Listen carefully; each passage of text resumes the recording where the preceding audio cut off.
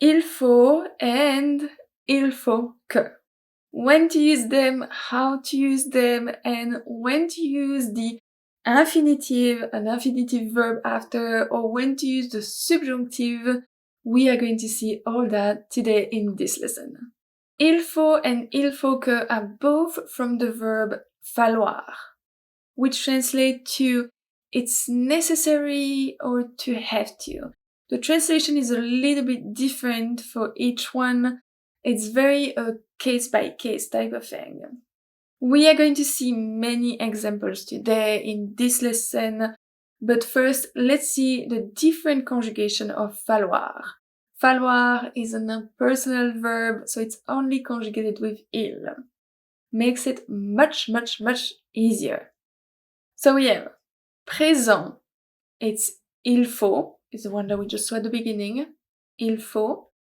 Passé composé, il a fallu. Il a fallu. Imparfait, il fallait. Il fallait. Conditionnel présent, I didn't have enough space for présent. Il faudrait. Il faudrait. Futur simple, il faudra. Il faudra.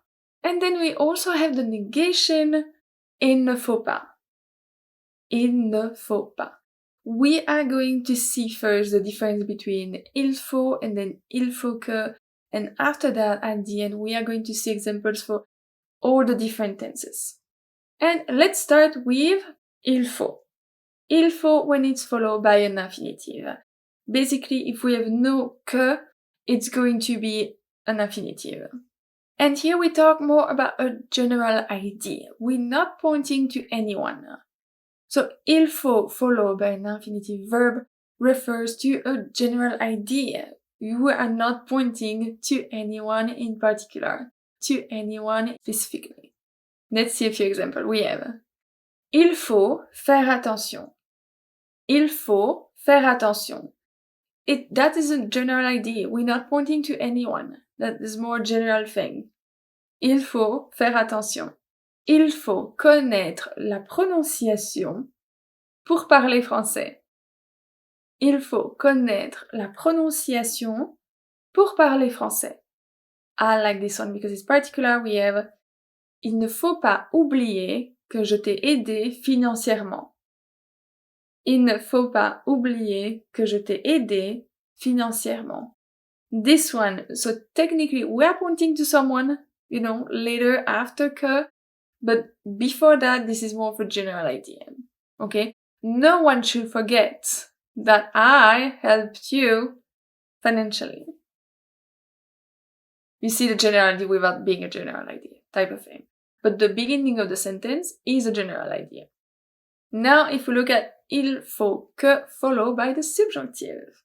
This one right here, we are going to focus on the person right after que. So the person after que is the one that we are intending to say il faut que.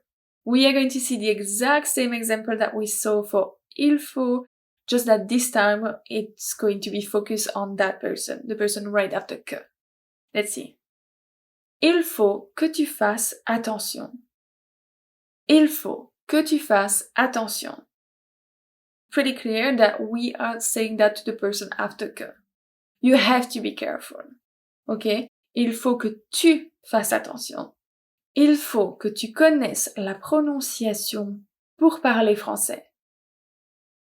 Il faut que tu connaisses la prononciation pour parler français. I'm talking to you. Il faut que tu connaisses la prononciation pour parler français. Another one. Il ne faut pas que tu oublies que je t'ai aidé financièrement. Il ne faut pas que tu oublies que je t'ai aidé financièrement.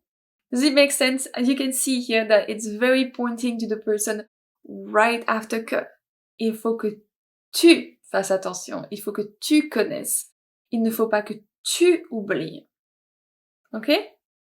Before we see the examples with all the different tenses, don't forget that you can get the free PDF of this lesson. The link is in the description box. You can just download it. Actually, you will be on my mailing list, and then after that, every week you get a new free PDF. Okay, so now let's see an example for each of those tenses. One for il faut, one for il faut que. For the present tense, we have il faut partir maintenant.